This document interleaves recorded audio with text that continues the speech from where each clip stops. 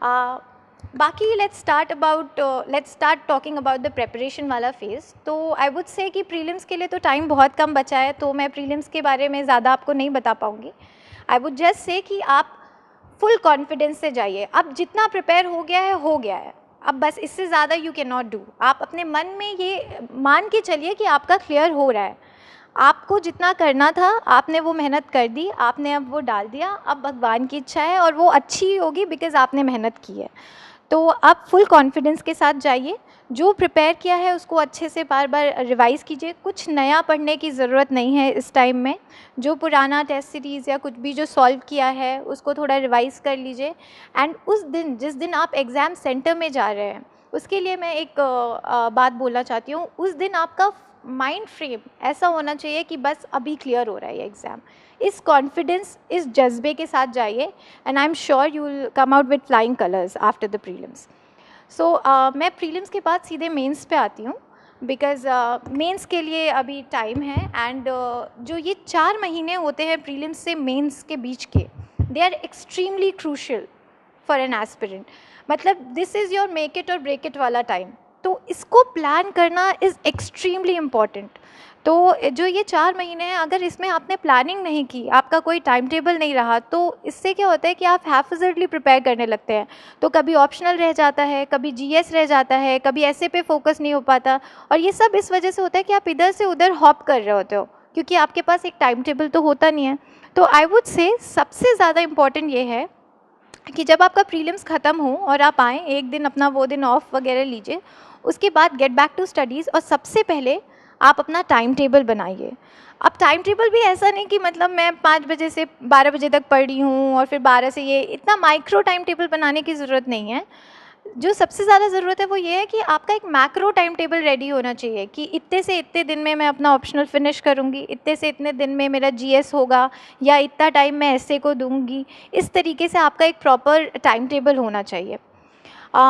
मेरी ओपिनियन में मुझे लगता है कि सबसे पहले आपको अपना ऑप्शनल उठाना चाहिए, बिकॉज़ ऑप्शनल बहुत ही ज़्यादा इम्पॉर्टेंट है एंड काफ़ी स्कोरिंग होता है compare to GS. So GS में अगर आप मार्क्स इम्प्रूवमेंट की बात करें तो आप बहुत टाइम लगाएंगे तो आपको मुश्किल से 5 मार्क्स की इम्प्रूवमेंट होगी, बट वहीं ऑप्शनल में अगर आपने वो एफ़र्ट मारा हो तो आप काफ़ी अच्छा इम्प्रूव कर सकते हैं। तो सबसे पहले तो आप अपना ऑप्शनल प्रिपेयर कीजिए। इसके साथ मैं आपको एक बात बोलना चाहती हूँ कि while you are preparing for your optional, जो सबसे पहले आपने लिया है, आप टेस्ट लिखना मत छोड़िए। तो प्रीलिम्स के बाद जो भी आपने टेस्ट सीरीज़ लगाई हो, जैसे कि एमजीपी बहुत अच्छा है, मैंने एमजीपी लगाई थी फोरम आईएएस की, या अगर आपको विजन अच्छा लग रहा है तो आप वो लगा लीजिए। तो सबसे पहले जब आप टेस्ट सीरीज़ जो भी आप लगा रहे हैं, तुरंत आप प्रीलिम्स के बाद लगा रहे हैं, तो आप suppose you have a week, तो वीक में 4 डेज़ आप प्रॉपर्ली ऑप्शनल की पढ़ाई कीजिए।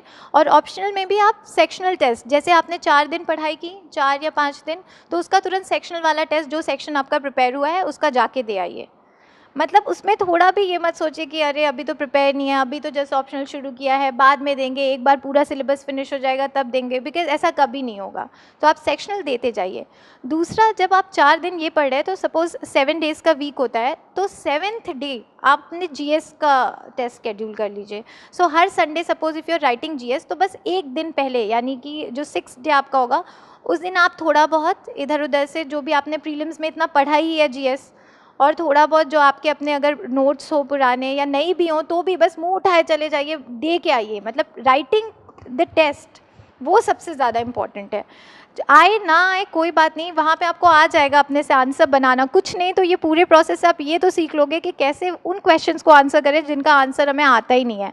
होता था ना पहले, मतलब आई थिंक जो भी इंजीनियर्स हैं या जिन्होंने भी ग्रेजुएशन किया, ग्रेजुएशन में होता था ना सेमेस्टर्स में, बहुत टाइम ऐसा होता है कि कोई क्वेश्चन नहीं आता, हम बना के आ जाते हैं। सो बना के ही आइए, बट राइट, एटलीस्ट आपकी राइटिंग स्किल उससे इम्प्रूव होगी। So one is that. Once आपका ऑप्शनल जब फिनिश हो जाता है, then you can start full fledged GS का प्रेपरेशन। बिकॉज एक बार अगर ऑप्शनल पढ़ने का हो गया ना, पूरा आपने अच्छे से पढ़ लिया, तो उसके बाद आपको I think hardly a week लगेगा उसको वापस रिवाइज करने में।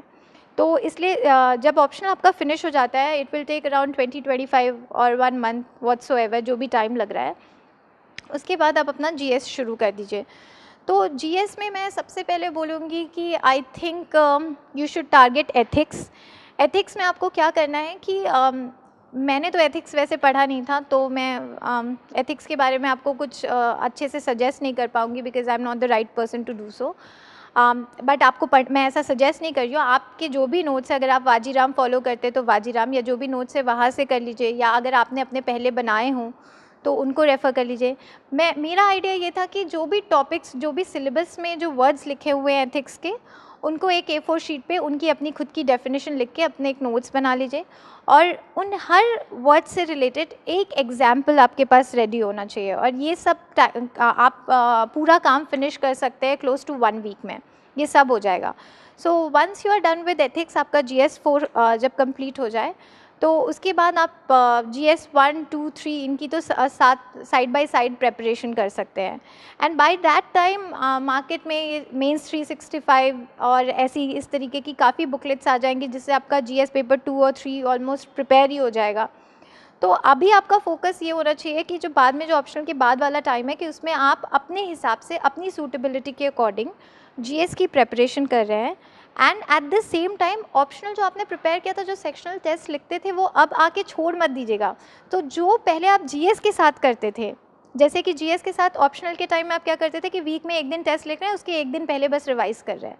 सो now when you are preparing for GS, do the same for optionals, कि आप 4 दिन GS पढ़े या 5 दिन GS पढ़े, और छठे दिन ऑप्शनल रिवाइज करके 7वें दिन ऑप्शनल का टेस्ट दे दिया। तो इससे क्या होगा कि आप भूलेंगे नहीं अपना ऑप्शनल, और अपना टाइम टेबल ऐसे बनाइएगा कि एटलीस्ट 2 या 3 रिवीजन हो जाए, जो भी आपने पढ़ा है उसके 2 या 3 रिवीजन आप मेंटेन कर सकें। इस प्रोसेस में मैं एक और बात बोलना चाहती हूँ उन बच्चों के लिए जिनका ऑप्शनल एक बार ही पहले प्रीलिम्स के प्रिपेयर हो चुका होता है, तो उनको ये सब फॉलो करने में थोड़ा ईज़ होगा, वो जल्दी कर लेंगे। बट वो बच्चे जिन्होंने ऑप्शनल अभी टच भी नहीं किया था प्रीलिम्स के पहले, उनके लिए मैं ये बोलना चाहती हूँ कि आपको थोड़ा ज़्यादा एफर्ट मारना पड़ेगा। तो but it is very much achievable. ऐसे बहुत बच्चे हैं जो ऑप्शनल अपना प्रीलिम्स के बाद ही शुरू करते हैं, तो आप भी कर सकते हैं। तो तुरंत प्रीलिम्स जैसे ही ख़त्म होते हैं, आपका भी फोकस यही होना चाहिए कि फटाफट से ऑप्शनल फिनिश हो।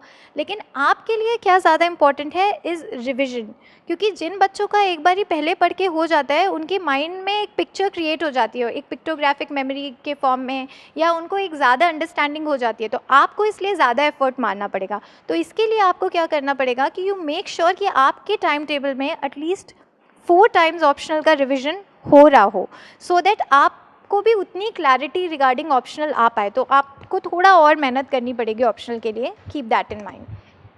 इसके अलावा आई वुड से कि टेस्ट सीरीज़ की इम्पोर्टेंस पे मैं बार बार एम्फेसाइज़ करना चाहती हूँ कि बिकॉज़ टेस्ट सीरीज़ ही एक ऐसी जगह है जहाँ पे आप एक्सपेरिमेंट कर सकते हो। मैंने बहुत एक्सपेरिमेंट किया था टेस्ट सीरीज़ के टाइम में। जैसे एक टेस्ट कोई हो जहाँ पे आप अपना फोकस सिर्फ टाइम मैनेजमेंट रखो, देखो कि किस तरीके से आप अटेम्प्ट करते हो कि आप टाइम पे पेपर फिनिश कर पा रहे हो। फिर कोई एक टेस्ट रख लो जहाँ पे आप अपना फोकस सिर्फ प्रेजेंटेशन पे रख रहे हो कि कौन सा presentation is fetching you good marks, या वो प्रेजेंटेशन से टाइम मैनेज हो रहा है या नहीं, क्या हो रहा है। So you know, try an experiment. जो भी आपके माइंड में आ रहा है ना कि इस तरीके से मैं पेपर को अप्रोच करना चाहता हूँ या चाहती हूँ, या उस तरीके से चाहती हूँ, वो सब टेस्ट सीरीज़ में करके देख लो, और फिर इसमें से फाइंड आउट करो कि आपके लिए बेस्ट कौन सा था। लास्ट में I would like to talk about MGP programme, मैंने जो ज्वाइन किया था फोरम IS में। So basically I benefited a lot from it. तो मैं आपको भी इसलिए बताना चाहती हूँ कि आप इसका बेस्ट इस्तेमाल कैसे कर सकते हैं। तो पहली चीज़ तो वो हर टेस्ट सीरीज़ के लिए, not only for MGP, is be regular to your test. No matter what, आए नहीं आए, क्या हो रहा है, सर दर्द हो रहा है, तो फिर कभी कभी लगता है गर्मी हो रही है, इतना चल के कौन जाएगा, क्यों करे, नहीं जाना है। जिम जैसे जाते हैं ना बच्चे की, जिम होता है कि बस हम जिम की मेंबरशिप तो ले लेते हैं बट फिर जाते नहीं आलस में, लेकिन जाना उतना ही इम्पॉर्टेंट होता है। सो सिमिलरली MGP प्रोग्राम को या कोई भी टेस्ट सीरीज़ को treat it as your gym, कि आपको जाना है। तो आप कुछ भी हो, be regular to your test, prepared हो ना हो, आप जाके लिख के आ जाइए, कुछ भी लिख के आ जाइए, कुछ तो गेन करेंगे, सोल्यूशन से कुछ तो गेन करेंगे। तो पहले आप टेस्ट दीजिए, रेगुलर होइए इसमें। सेकेंडली, डिस्कशन वीडियोस देखिए, कोशिश कीजिए देखिए। मैं पर्सनली नहीं देखती थी, तो बट मैं ऐसा सजेस्ट नहीं करती हूँ कि आप मत देखिए। अगर आपको लगता है कि आपका कोई टॉपिक है तो आप डिस्कशन वीडियो में एक और चीज़ कर सकते हैं कि आप स्किप कर करके भी देख सकते हैं। तो जो पॉइंट या जो क्वेश्चन आपको ऐसा लग रहा है कि आप उसमें फंस रहे थे या उसके बारे में आपको आइडिया कम है, स्किप कर करके वो पार्ट वीडियो का देख लीजिए। उसके बाद आप अपना पहले आंसर कॉपी देखिए कि कौन क्या क्या कमेंट्स है उसमें, क्या क्या चीज़ें थी जो लैकिंग थी उसमें, आपको क्या फ़ील होता है कि आप कैसे उसको थोड़ा और बेटर कर सकते थे। उसके बाद मेक श्योर कि आप यहाँ आके अपने मेंटोर को मिलिए।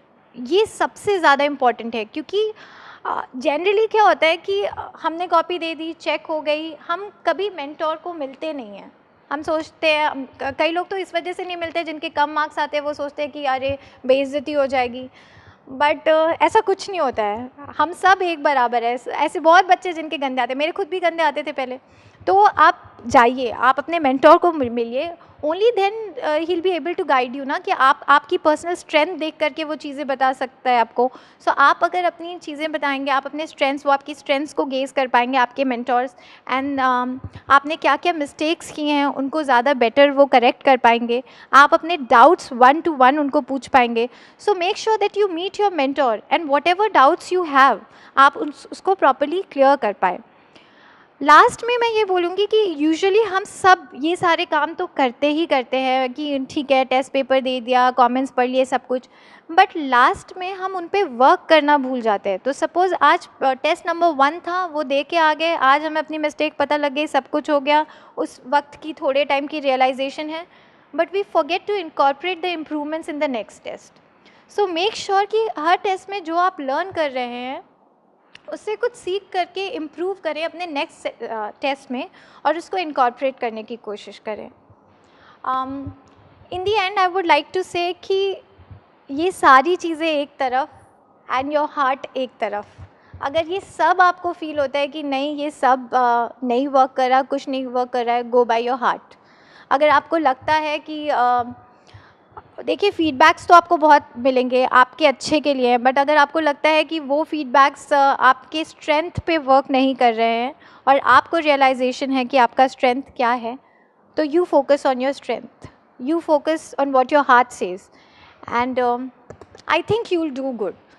मेरा बस ये मानना है कि अगर आप सच में ईमानदारी से प्रेपरेशन कर रहे हैं ना, और एक डायरेक्शन के साथ प्रेपरेशन कर रहे हैं, you are in the list, and all the best to you, and I think you will do good. Thank you.